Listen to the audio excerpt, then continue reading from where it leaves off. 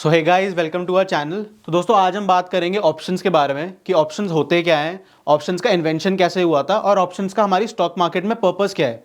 तो पहली बात दोस्तों में ये बहुत ज़रूरी है जानना कि ऑप्शंस होते क्या हैं। अंडरलाइंग एसेट होता है एक स्टॉक, तो ये उससे अपनी वैल्यू डिराइव करते हैं।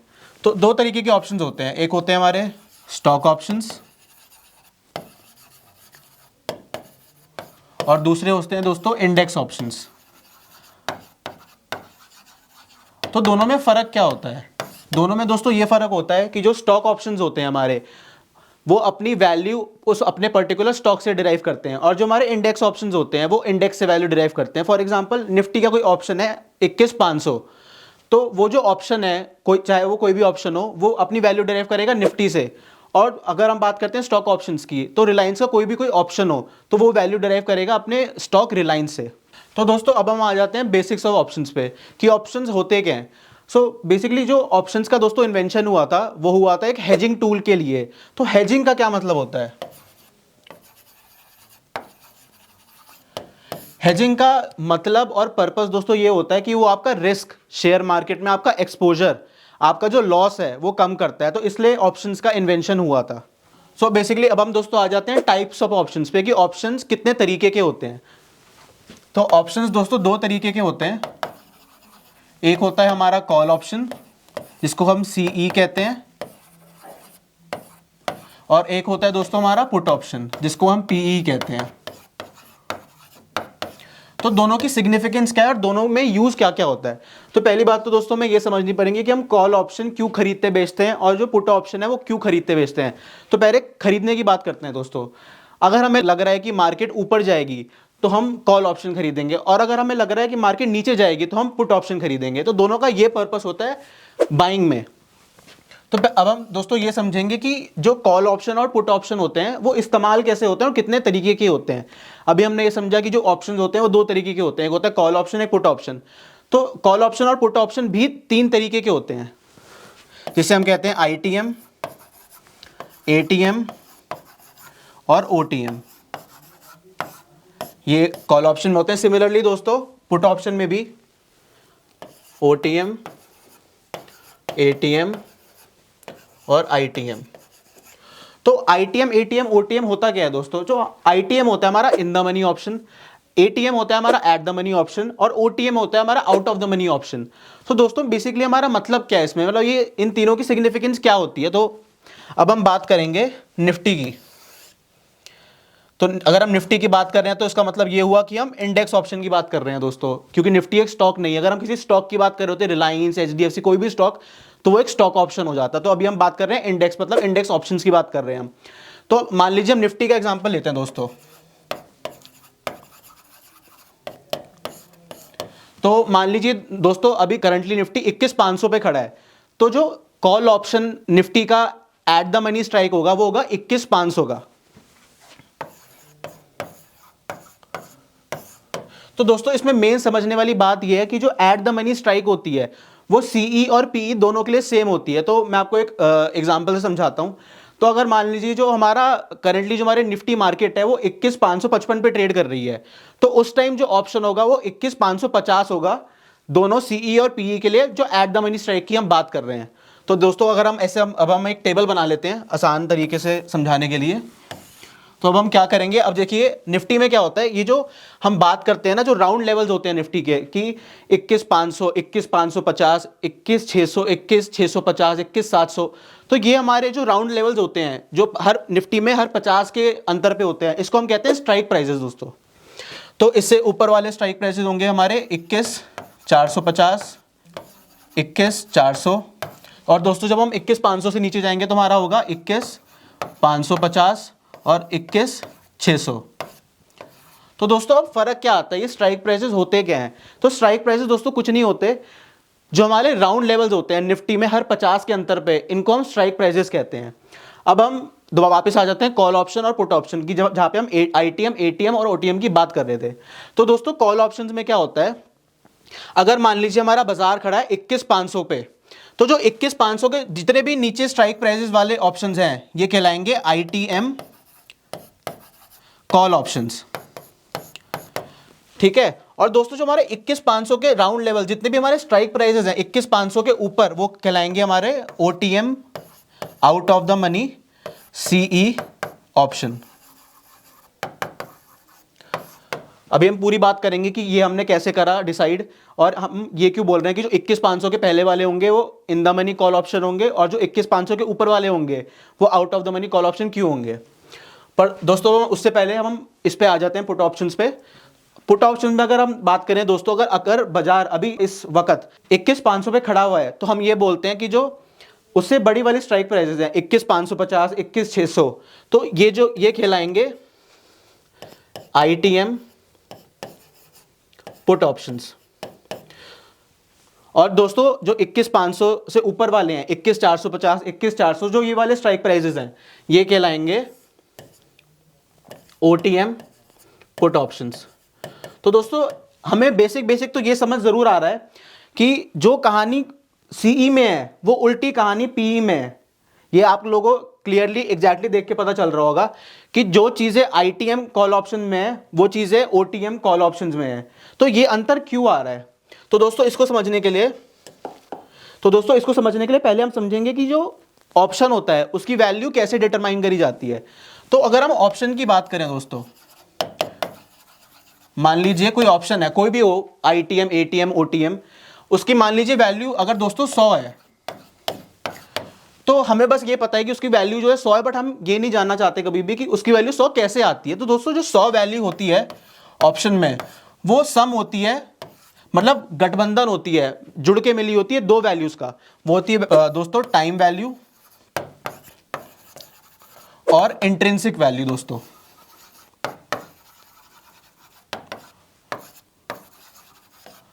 तो दोस्तों हमें तो ये पता ही है कि निफ्टी में वीकली एक्सपायरी होती है, मतलब जो वीकली कॉन्ट्रैक्ट्स होते हैं निफ्टी के वो एक्सपायर हो जाते हैं और फिर न्यू कॉन्ट्रैक्ट्स आते हैं अगले वीक। तो दोस्तों इसका सिग्निफिकेंस क्या है? बेसिकली जो ऑप्शंस होते हैं उसकी मतलब टाइम वैल्यू क्या होती है, इंट्रिंसिक वैल्यू क्या होती है। तो दोस्तों जैसे हम समझ पा रहे हैं नाम देख के, जो टाइम वैल्यू होती है वो टाइम के साथ साथ कम होती रहती है। जैसे जैसे आपका ऑप्शन अपनी एक्सपायरी के पास आता रहेगा, जो टाइम वैल्यू है वो कम होती जाएगी। तो दोस्तों अगर हम बात करें इंट्रिंसिक वैल्यू की, तो intrinsic value stage constant, almost constant भी आप इसको कह सकते हैं दोस्तों। तो ऐसा क्यों होता है? टाइम वैल्यू कम क्यों होती है और इंट्रिंसिक वैल्यू सेम क्यों रहती है? तो दोस्तों मैं आपको पहले ये चीज बता दूं कि ये जो हमने कहानी पढ़ रहे हैं ये हर ऑप्शन के लिए एप्लीकेबल नहीं है। मतलब ऐसा नहीं होता कि जो ATM ऑप्शंस है, जो एट द मनी स्ट्राइक के ऑप्शंस होते हैं, जो ITM in the money options होते हैं, और जो OTM out of the money options होते हैं, उसमें सेम कहानी चलती है टाइम वैल्यू और इंट्रिंसिक वैल्यू की। दोस्तों जो ITM, ATM और OTM में जो फर्क होता है दोस्तों वो इसी से कैलकुलेट होता है। जो ITM होता है दोस्तों उसका जो वैल्यू होती है वो time value plus intrinsic value दोनों से कैलकुलेट होती है, और जो ATM होता है दोस्तों उसकी भी time value plus intrinsic value पे वो सर्वाइव कर रहे होते हैं जब तक वो एक्सपायर नहीं हो जाते।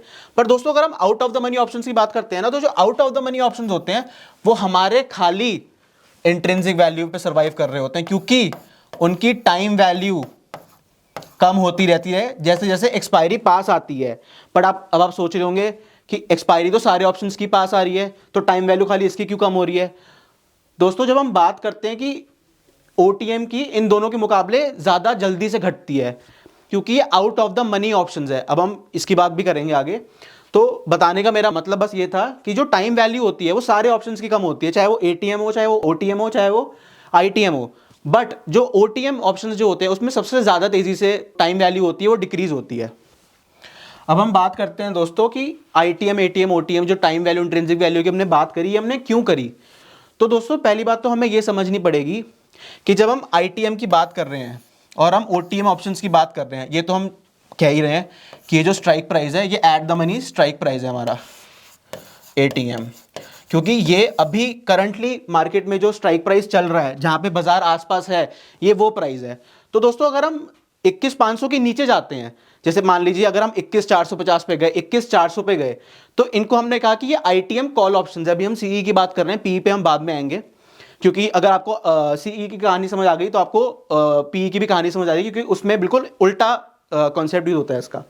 तो अगर हम 21,500 की बात करें तो 21,500 से जब हम नीचे जाएंगे, जैसे हम गए 21,450, 21,400 पे, तो हम ये देखेंगे कि हम जितना अंदर जाते जा रहे हैं, जैसे 21,350, 21,300, 21,250, जितना जितना हम अंदर जाते रहे उतनी जो आईटीएम ऑप्शंस, कॉल ऑप्शंस की जो वैल्यू है वो इंक्रीज होती जा रही है, और ऐसे सीई वैल्यू इज डिक्रीजिंग। जो कॉल ऑप्शंस की वैल्यू है वो जैसे जैसे आपका स्ट्राइक प्राइस बढ़ रहा है वो कम होती जा रही है। तो ऐसा क्यों हो रहा है? तो दोस्तों जैसे कि हमने बात करी, जो 21,500 है वो एक ATM at the money strike price है। तो जैसे हम उसके ऊपर जाते हैं 21,550, मतलब जो कॉल ऑप्शन है उसकी वैल्यू और कम हो गई, क्योंकि जितना अंदर जाते जा रहे थे वैल्यू बढ़ती जा रही थी, जितना बाहर आते जा रहे हैं वैल्यू कम होती जा रही है। तो दोस्तों वैल्यू जैसे हम 21,500 जो अभी करंटली बाजार खड़ा है, इसके ऊपर जितने भी स्ट्राइक प्राइसेस हैं, जितने भी, वो सारे आपके ओटीएम स्ट्राइक प्राइसेस खिलाते हैं। वो ओटीएम स्ट्राइक प्राइसेस दोस्तों इसलिए खिलाते हैं, पहली बात, जो जितने भी ऑप्शंस हैं, जितने भी कॉल ऑप्शन के स्ट्राइक प्राइसेस हैं, ये जो सर्वाइव कर रहे हैं, ये सर्वाइव कर रहे हैं खाली अपनी टाइम वैल्यू पे। समझ आया दोस्तों? ये जो ऑप्शन है जितने भी, जैसे अगर हम आगे जाते हैं 21,650, 21,700, ये जितने भी ऑप्शन हैं ये खाली अपनी टाइम वैल्यू पे सर्वाइव कर रहे हैं। मतलब जब एक्सपायरी का दिन आएगा, जब थर्सडे को निफ्टी की एक्सपायरी होगी, तो जितने भी ओटीएम कॉल ऑप्शन हैं और ओटीएम पुट ऑप्शन हैं, उन सबकी वैल्यू जीरो हो जाएगी, क्योंकि वो खाली टाइम वैल्यू पे सर्वाइव कर रहे थे, और उनकी एक्सपायरी आते ही, जैसे 3:30 बजेंगे, 3 बजेंगे, 3:15 बजेंगे, जैसे जैसे उनका टाइम आता रहेगा एक्सपायरी का, उनकी वैल्यू जीरो हो जाएगी। तो अब हम दोस्तों आ जाते हैं पुट ऑप्शंस पे। जैसे हमने पढ़ा कि जैसे जैसे अगर बाजार अभी 21,500 पे खड़ा है और 21,500 का स्ट्राइक प्राइस है नियरेस्ट, तो जैसे जैसे हम अंदर जाते रहते हैं 21,450, 21,400, तो जो कॉल ऑप्शंस होते हैं उनका जो भाव है, जो प्राइस है, वो बढ़ता रहता है। तो दोस्तों अगर हम पुट ऑप्शन में बात करें तो पुट ऑप्शन में एग्जैक्टली उल्टी कहानी है। अगर 21,500 पे अगर अभी हम खड़े हैं, तो अगर हम जाएं 21,550 पे, 21,600, 21,650 पे, तो जो प्राइस होता है ना कॉल ऑप्शंस का, इसमें वो बढ़ता रहता है। क्यों बढ़ता है दोस्तों?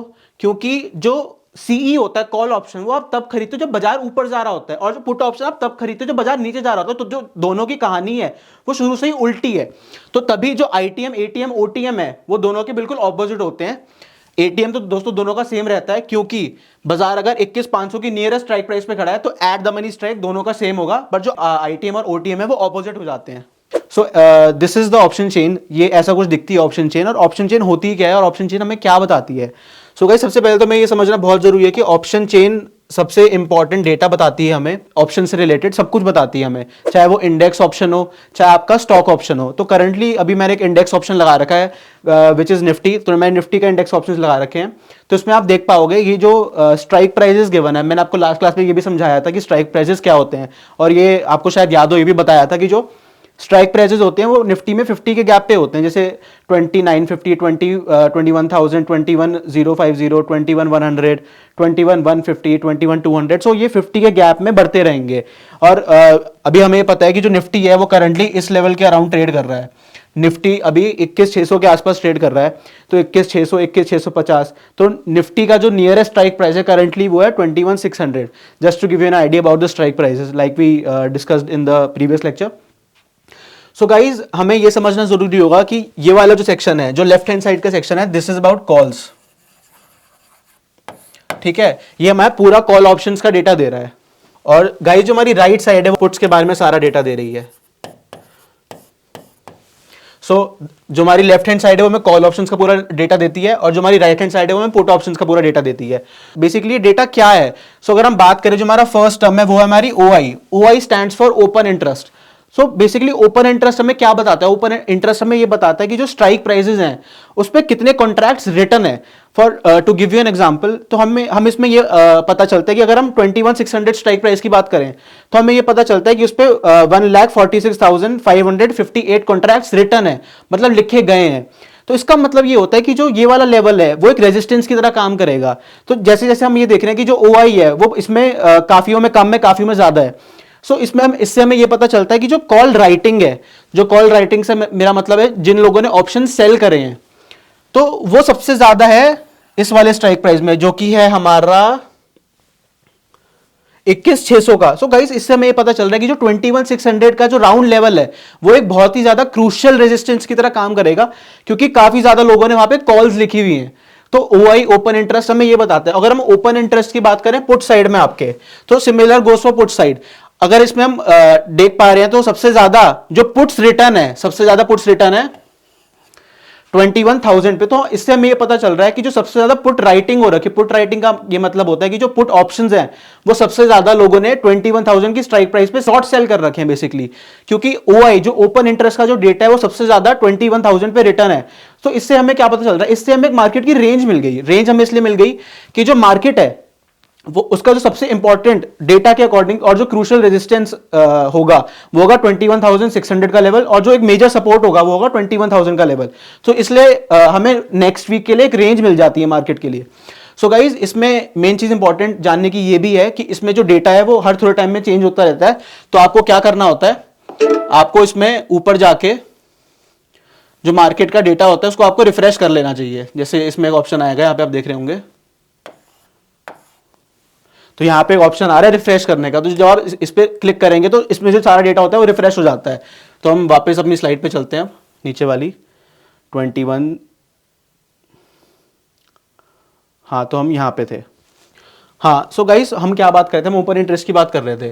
तो अब हमारी जो टर्म्स है इसमें काफी सारी टर्म्स गिवन है। अब इसमें गिवन है change in OI, volume, IV, LTP, change, bid quantity, bid ask quantity. जो कॉल्स हैं और जो पुट्स हैं उसमें सबका सेम डेटा गिवन होता है, जो हेडिंग्स है हमारी बेसिकली, क्योंकि दोनों में सिग्निफिकेंस सेम रहती है। तो जैसे अभी हमने ओपन इंटरेस्ट समझा, आगे हम change in OI, volume, IV ये सब भी समझेंगे। तो चेंज इन ओआई का क्या मतलब होता है, बेसिकली गाइस जो ओपन इंटरेस्ट है वो किसी स्ट्राइक प्राइस का हर टाइम सेम नहीं रहता। जैसे मार्केट मूव करती है, मार्केट ऊपर जाती है नीचे जाती है, तो सिमिलरली जो कॉन्ट्रैक्ट्स होते हैं वो स्ट्राइक प्राइस के लिए चेंज होते हैं। तो चेंज इन ओआई ये बताता है कि पर्टिकुलर स्ट्राइक प्राइस के लिए कितना चेंज हुआ है। जैसे हम उसको रिफ्रेश करते हैं, जो नया डेटा आता है, जब न्यू कैंडल स्टिक्स बनती हैं तो जो डेटा है वो चेंज होता रहता है, क्योंकि जो लोगों का सेंटिमेंट है वो मार्केट के अकॉर्डिंग चेंज होता है।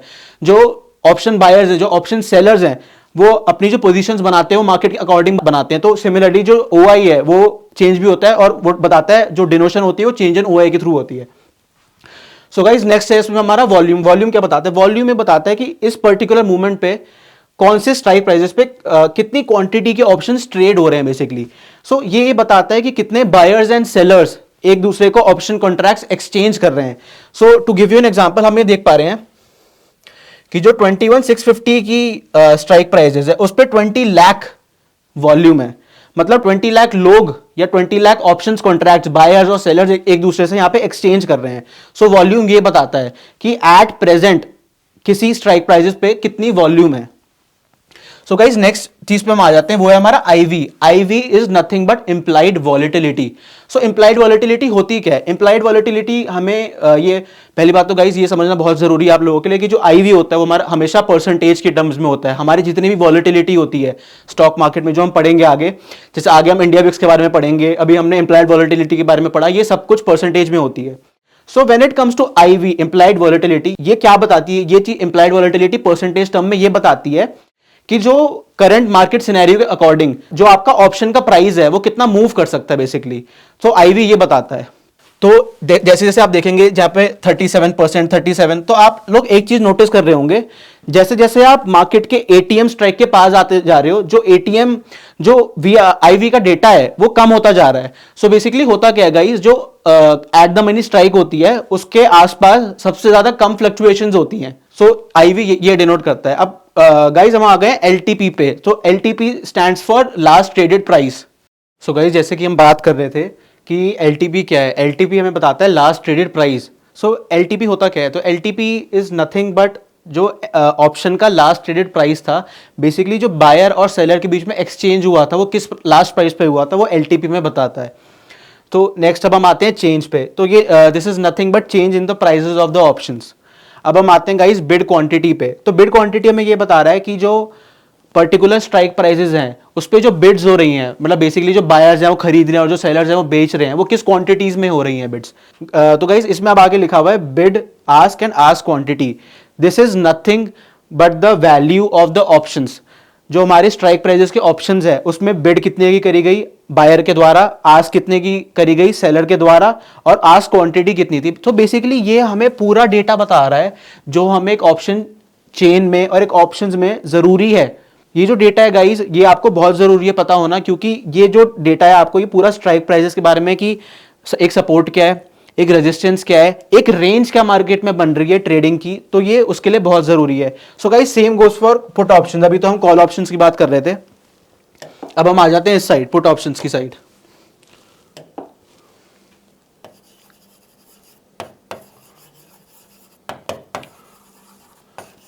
सो गाइस पुट ऑप्शंस में भी सेम चीज होती है, OI, change in OI, volume, IV, LTP, change, ask quantity, ask bid, bid quantity and strike. So guys हमें ये पता है कि ये साइड कॉल ऑप्शंस की है, ये साइड पुट ऑप्शंस की, जैसे भी आपको मैंने एक्सप्लेन किया। सो गाइस जरूरी चीज जानने वाली क्या है जो हमने लास्ट क्लास में पढ़ा था। लास्ट क्लास में हमने ये पढ़ा था अगर मार्केट अभी 21,650 पे खड़ा है, या मान लीजिए मार्केट अभी 21,644 है, 40 है, कहीं भी है, तो जो उसके जो नियरेस्ट एटीएम स्ट्राइक होगी वो सीई और पीई के लिए सेम होती है गाइस, एग्जैक्टली सेम।